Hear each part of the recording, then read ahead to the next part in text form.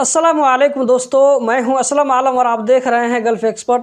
दोस्तों, आज की वीडियो में एक बहुत ही कॉमन क्वेश्चन के बारे में बात करने जा रहा हूं।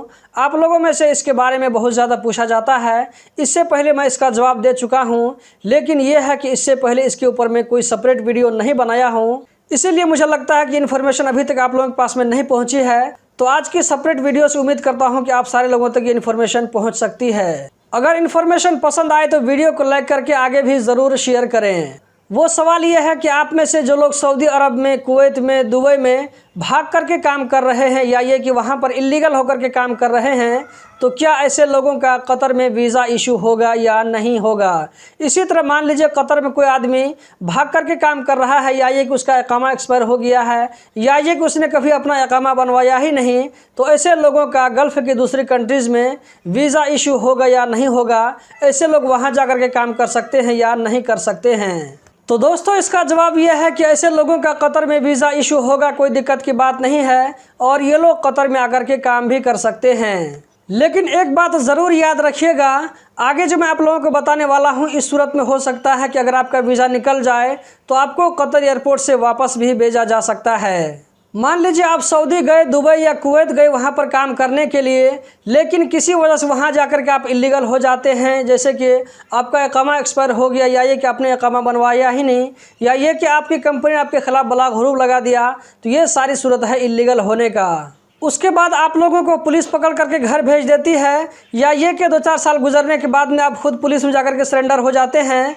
और उसके बाद आप अपने मुल्क जाते हैं। उसके बाद दोबारा जब आप कतर वीज़ा के लिए ट्राई करते हैं तो आपका वीज़ा निकल जाएगा, कोई दिक्कत की बात नहीं है, और आप कतर में आकर के काम भी कर सकते हैं। इसी तरह आप कतर में काम कर रहे थे, लेकिन किसी वजह से इलीगल हो गए, बलाग हुरूफ लगा दिया, या ये कि आपने इकामा बनवाया ही नहीं, इकामा नहीं रिन्यू करवा, उसके बाद आप घर चले जाते हैं, या ये कि कंपनी ने बलाग हुरूफ लगा दिया था, तो इन सारी सूरतों में जब आप कतर से बाहर जाएंगे तो आप गल्फ़ की किसी भी कंट्रीज़ के लिए ट्राई कर सकते हैं न्यू वीज़ा के लिए, और आप वहाँ पर जा कर के काम भी कर सकते हैं, कोई दिक्कत की बात नहीं होगी। ऐसे मैं कई लोगों को जानता हूं जिनका कतर में बलाग हुरूफ लग चुका था।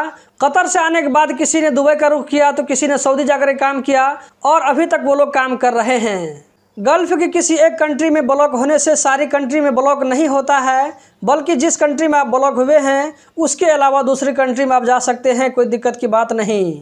लगे हाथों में आप लोग एक और रूल बता देता हूँ, वो ये कि आप में से जो लोग कतर में काम कर रहे थे और वो अभी घर में हैं, लेकिन किसी वजह से उनका इकामा जो है आने के टाइम में कैंसिल नहीं हो पाया, तो ऐसे लोग भी गल्फ़ की दूसरी कंट्रीज़ के लिए वीज़ा के लिए ट्राई कर सकते हैं, कोई दिक्कत की बात नहीं है। उन लोगों का वीज़ा कतर के अलावा दूसरी कंट्री में इशू हो जाएगा। एक इम्पोर्टेंट बात जो मैंने आप लोगों को शुरू ही में कहा था कि आगे बताने वाला हूं, वो ये है कि अगर आप गल्फ़ की किसी भी कंट्री में छोटा मोटा जुर्म करके आते हैं, जैसे कि इलीगल होकर काम करना, या ये कि बलाग हुरूफ लगा देना, तो ये जो है छोटा मोटा जुर्म है, इससे आप गल्फ़ की दूसरी कंट्री में जा सकते हैं, कोई दिक्कत की बात नहीं है। लेकिन अगर आप कोई बड़ा जुर्म करके आते हैं तो इस सूरत में हो सकता है कि आपका वीज़ा गल्फ़ की किसी भी कंट्री में नहीं निकले।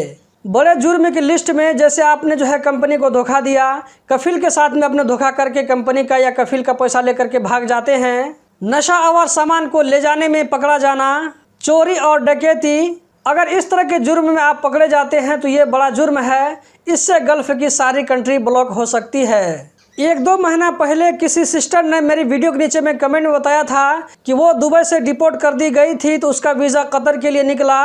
वो जब कतर एयरपोर्ट पर पहुंची तो उसको कतर एयरपोर्ट से वापस कर दिया गया। मैंने उससे दुबई से डिपोर्ट होने की वजह जानना चाहा, तो उसने वजह नहीं बताया। तो दोस्तों, उम्मीद करता हूं कि आप लोगों ने समझ लिया होगा कि अगर आप गल्फ़ की किसी भी कंट्री में कोई बड़ा जुर्म करते हैं तो सारी कंट्री आपके लिए ब्लॉक हो सकती है। तो दोस्तों, यही थी आज की वीडियो। उम्मीद करता हूं ज़रूर पसंद आई होगी।